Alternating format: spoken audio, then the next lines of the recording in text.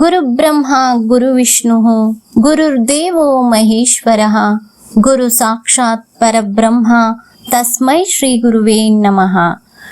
ಶ್ರೀ ಗಣೇಶಾಯ ನಮಃ. ಶ್ರೀ ಸದ್ಗುರು ಸಿದ್ಧಾರೂಢಾಯ ನಮಃ.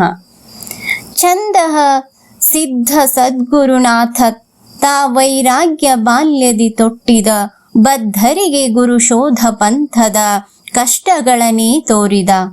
ಮುಗ್ಧ ವಿಗ್ರಹಕ್ಕಿಂತ ಜ್ಞಾನಿಯ ಪೂಜೆಯೇ ಮಿಗಿಲೆನ್ನುತ್ತ ಬೋಧಿಸಿದ ಜ್ಞಾನಿ ಜನರಿಗೆ ಸಿದ್ಧ ಬಾಲನು ನಲಿಯುತ್ತ.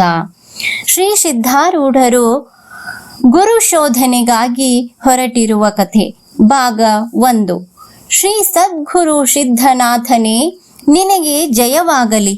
ನಿನ್ನ ಚಿಂತನವನ್ನು ಮಾಡುವುದರಿಂದ ಭಕ್ತರ ಸರ್ವ ವ್ಯಥೆಗಳನ್ನು ನಿವಾರಿಸಿ ಅವರ ಚಿತ್ತಕ್ಕೆ ಆನಂದವನ್ನು ಕೊಟ್ಟು ನೀನು ಅವರನ್ನು ಭವದೊಳಗಿಂದ ತಾರಿಸುವಿ. ಹೇ ಸದ್ಗುರುವೇ, ನೀನು ಒಲಿದೆಯಾದರೆ ಸಂಸಾರಕ್ಕೆ ಯಾರು ಭಯಪಡುವರು? ಯಾರು ನಿಷ್ಕಾಮವಾಗಿ ನಿನ್ನನ್ನು ಹೃದಯದೊಳಗೆ ಭಜಿಸುವರೋ ಅವರನ್ನು ನೀನು ಕಾಪಾಡುವಿ. ತೀರ್ಥಯಾತ್ರೆ ಮಾಡಿ ವ್ಯರ್ಥ ಸಂಕಟ ಪಡುವರು. ಅವರು ಗೃಹದಲ್ಲಿಯೇ ಇದ್ದು ನಿನ್ನನ್ನು ಧ್ಯಾನಿಸಿದ್ದಾದರೆ ನೀನು ಹೃದಯದಲ್ಲಿ ಪ್ರಕಟನಾಗಿ ಅವರಿಗೆ ನಿಜ ಪದವನ್ನು ಕೊಡುವಿ.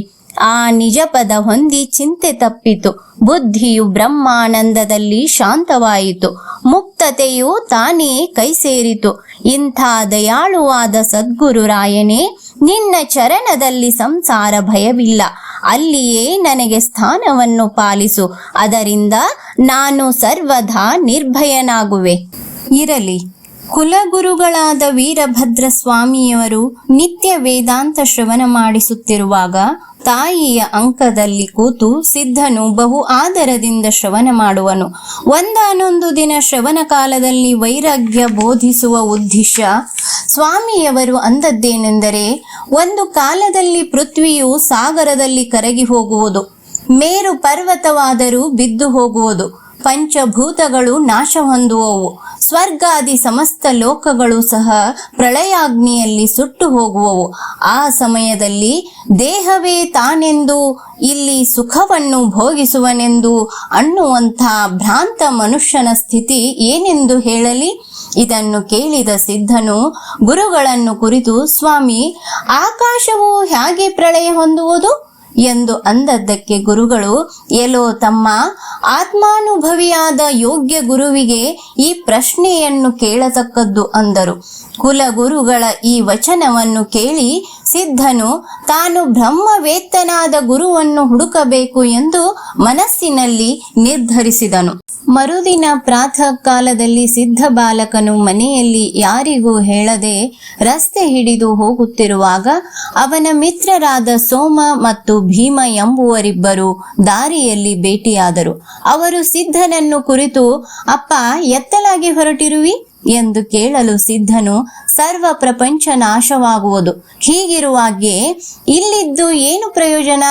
ದೇಹವಿರುತ್ತ ಪ್ರಾಣಿಯು ತನ್ನ ನಿಜಾತ್ಮ ಸಂಪಾದನೆಗೋಸ್ಕರ ಯತ್ನ ಮಾಡತಕ್ಕದ್ದು. ಆ ಸಲುವಾಗಿ ಗುರುಬೋಧವು ಬೇಕಾಗಿರುತ್ತದೆ. ಇಲ್ಲವಾದರೆ ಸರ್ವ ಯತ್ನಗಳು ವ್ಯರ್ಥ. ಆದ್ದರಿಂದ ನಾನು ಈಗ ಗುರುಶೋಧನೆಗೆ ಹೊರಟಿರುವೆನು ಎಂದು ಉತ್ತರ ಕೊಟ್ಟನು. ಅದಕ್ಕವರು, ಇಷ್ಟು ಚಿಕ್ಕ ವಯಸ್ಸಿನಲ್ಯಾಕೆ? ಈ ಕೆಲಸವು ವೃದ್ಧಾಪ್ಯ ಕಾಲದಲ್ಲಿ ಶೋಭಿಸುವುದು ಎಂದು ಅಂದದ್ದು ಕೇಳಿ, ಮುದಿ ವಯಸ್ಸಿನಲ್ಲಿ ಇದು ಸಾಧ್ಯವಾಗುವುದಿಲ್ಲ. ಯಾಕೆಂದರೆ ಯೌವನ ಕಾಲದಲ್ಲಿ ಕಾಮ ಕ್ರೋಧಾದಿಗಳು ವಿವೇಕ ಕಣ್ಣುಗಳನ್ನು ಕುರುಡು ಮಾಡುವವು. ಆದ್ದರಿಂದ ಸ್ವರೂಪ ಬೋಧವು ಮರೆತು ಅಗಾಧವಾದ ದುಃಖ ಭೋಗಿಸಬೇಕಾಗುವುದು. ಯೌವನದಲ್ಲಿ ಭೋಗಿಸಿದ ಭೋಗಗಳ ಸ್ಮೃತಿಯು ವೃದ್ಧಾಪ್ಯ ಕಾಲದಲ್ಲಿ ಉಳಿದು ಜೀವನು ರಾತ್ರಿ ಹಗಲು ಚಿಂತೆಯೊಳಗೆ ಮಗ್ನನಾಗಿದ್ದು ಆತನಿಗೆ ಸದ್ವಿಚಾರವು ಸರ್ವಥಾ ಹುಟ್ಟುವುದಿಲ್ಲ. ಆಗ ಚಿತ್ತವು ಬಹಳ ಚಂಚಲವಾಗುವುದು. ಇದಲ್ಲದೆ ಮರಣ ಭೀತಿಯು ನಿರಂತರ ಕಾಡುವುದು. ಈ ಪ್ರಕಾರ ಜೀವನು ತಳಮಳಿಸುತ್ತಿದ್ದು ಆತನಿಗೆ ವೇದಾಂತ ಶ್ರವಣವಾದರೂ ನಿರರ್ಥಕವಾಗುವುದು. ಆದ್ದರಿಂದ ಸ್ವಚ್ಛಂದವಿರುವ ಬಾಲ್ಯ ಸ್ಥಿತಿಯಲ್ಲಿ ಆತ್ಮಜ್ಞಾನಿಯಾದ ಗುರುವನ್ನು ಶೋಧಿಸತಕ್ಕದ್ದು. ಅಂಥ ಗುರುವಿನ ಉಪದೇಶವನ್ನು ಕೈಕೊಂಡು ಜ್ಞಾನ ಸಂಪಾದನೆ ಮಾಡುವುದರಲ್ಲಿ ವರ್ತಿಸತಕ್ಕದ್ದು ಎಂದು ಸಿದ್ಧನು ನುಡಿದನು. ಬಾಲಕನಾದ ಸಿದ್ಧ ಮುನಿಯು ಹೀಗಂದ ವಚನವನ್ನು ಕೇಳಿದ ಕೂಡಲೇ ಅವರಿಬ್ಬರ ಚಿತ್ತದೊಳಗೆ ವಿಚಾರ ಪ್ರಕಾಶಿಸಿ ಸಿದ್ಧನನ್ನು ಕುರಿತು, ಹಾಗಾದರೆ ಅಪ್ಪ, ನಿನ್ನ ಸಂಗಡ ನಾವೂ ಬರುವೆವು.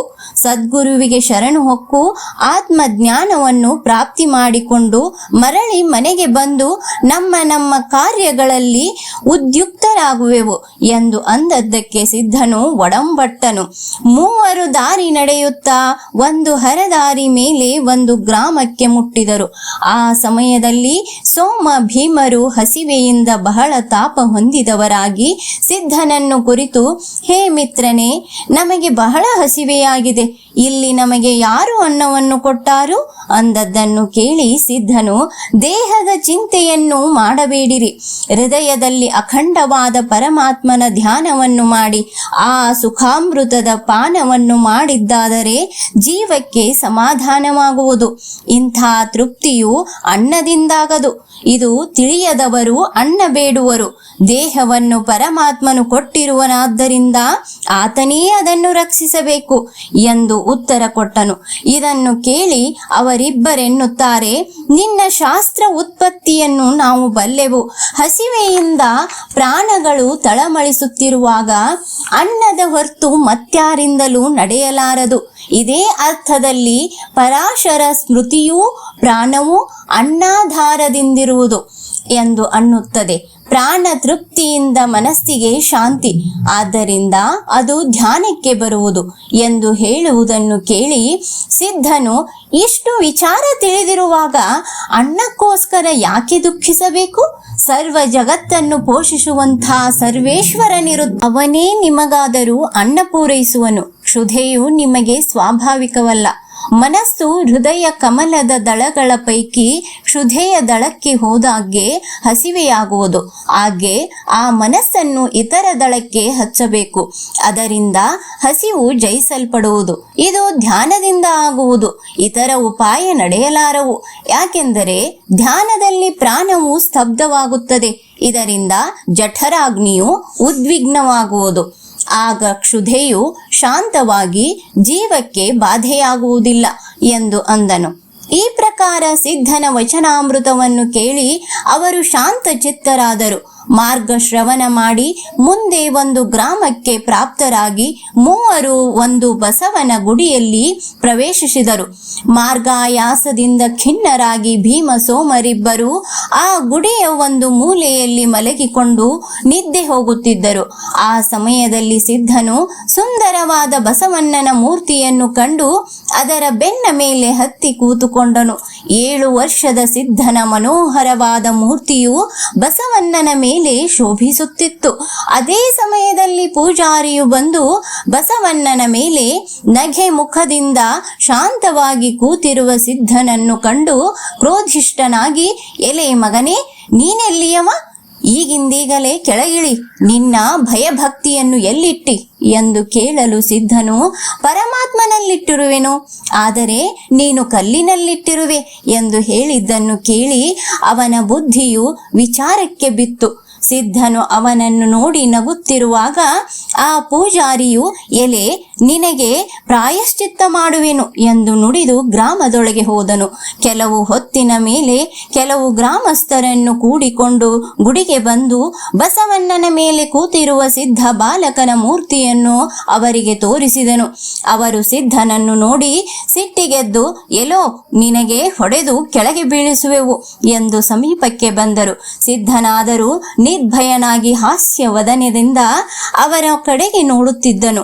ಹಾಗೆ ಅವರೊಳಗೊಬ್ಬನು ಸಿದ್ಧನಿಗೆ ಮುಷ್ಟಿ ಪ್ರಹಾರ ಮಾಡಬೇಕೆಂದು ಕ್ರೋಧದಿಂದ ಕೈ ಎತ್ತುವಾಗ ಕೈಗೆ ಗೋಡೆಯೊಳಗಿನ ಒಂದು ಮೊಳೆಯು ತಗುಲಿ ರಕ್ತ ಸೋರ ಹತ್ತಿತು. ಇದನ್ನು ನೋಡಿ ಹಿಂಜರಿದು ಕೇಳುತ್ತಾರೆ, ಎಲೆ ಉನ್ಮತ್ತ ಹುಡುಗನೇ, ದೇವರ ಮೇಲೆ ಯಾತಕ್ಕೆ ಕೂತಿರುವಿ? ಅವರನ್ನು ನೋಡಿ ಹಾಸ್ಯ ಮುಖದಿಂದ ಸಿದ್ಧನು, ಕೂತವನು ದೊಡ್ಡವನೋ ಕೂಡ್ರಿಸಿಕೊಂಡವನು ದೊಡ್ಡವನು, ನೀವೇ ಹೇಳಿರಿ. ಈ ವಿಗ್ರಹಕ್ಕೆ ಬಹುಕಾಲದಿಂದ ಅಭಕ್ತ ಜನರು ಭಜಿಸುತ್ತ ಇದ್ದುದರಿಂದ ಇದರ ದೈವಿಕ ಸತ್ವ ಹೋಗಿ ಶಿಲಾ ಮಾತ್ರ ಉಳಿದಿರುತ್ತದೆಂದು ಇದರಲ್ಲಿ ಪ್ರಾಣ ಪ್ರತಿಷ್ಠೆ ಮಾಡುವುದಕ್ಕೆ ಪ್ರವರ್ತಿಸುವೆನು ಎಂದು ಅನ್ನುವ ಜ್ಞಾನಯುಕ್ತ ಹೃದಯದೊಳಗಿಂದ ಹೊರಟ ಅಮೃತಮಯ ವಚನಗಳನ್ನು ಕೇಳಿ ಅವರೆಲ್ಲರೂ ಚಕಿತರಾಗಿ ಒಬ್ಬರಿಗೊಬ್ಬರು ಅನ್ನುತ್ತಾರೆ, ಈ ಭಾಷಣವು ಅಲ್ಪವಲ್ಲ, ಇದರಲ್ಲಿ ಜ್ಞಾನ ಪ್ರತಾಪವು ಪ್ರಕಾಶಿಸುತ್ತದೆ. ಬಾಲರೂಪನಾಗಿ ಕಾಣಿಸುತ್ತಿದ್ದರೂ ಈತನು ಮಹಾಪುರುಷನಿರುವನು. ಈ ಪ್ರಕಾರ ಅಂದು ಅವರೆಲ್ಲರೂ ಭಕ್ತಿಯಿಂದ ಸಿದ್ಧನ ಚರಣಗಳನ್ನು ಹಿಡಿಯುವಂತವರಾದರು.